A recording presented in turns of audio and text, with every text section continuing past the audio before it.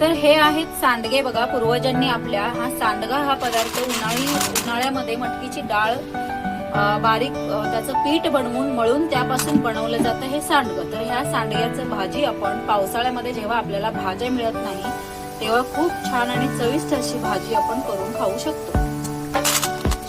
त्यासाठी लागणार आहे कोथिंबीर, लसूण, खोबरं, जिरे. तर सांडगे बनवण्यासाठी बघा टोपामध्ये मी तेल ठेवलेलं आहे. या तेलामध्ये आपल्याला सांडगं भाजून घ्यायचं आहे तेलामध्ये चांगलं.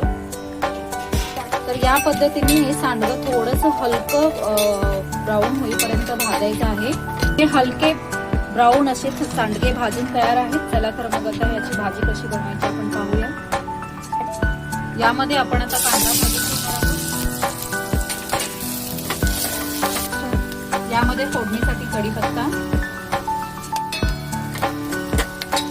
आपण बारीक करून घेतलेला खोबऱ्याचं वाटण यामध्ये ऍड करायचं आहे. हा खोबऱ्याचा मसाला छान परतून घ्यायचा आहे. हा परतून झाल्यानंतर यामध्ये ऍड करायचा आहे 1 चम्मच मसाला. मसाला छान भाजून घ्यायचा आहे. पाव चमचा नमक. यामध्ये आता आपण टाकणार आहोत पाणी. थोडीशी उकळी आल्यानंतर यामध्ये टाकणार आहोत शेंगदाण्याची फोडणी. तर छान हा रस्सा उकळल्यानंतर आपण भाजून घेतलेले सांडगे याच्यामध्ये ऍड करायचे आहेत आणि 5 ते 7 मिनिटं याला उकळून घ्यायचं आहे. 10 मिनिटे सांडगे शिजवून घेतले आहेत. पहा छान सांडगे शिजलेले आहेत तर चेक करायचं आहे आपल्याला. तर हे शिजून तयार आहे. तर ही सांडग्याची भाजी आपण ज्वारीच्या भाकरी सोबत खाऊ शकतो. व्हिडिओ आवडला तर लाईक करा, शेअर करा, सबस्क्राईब करा.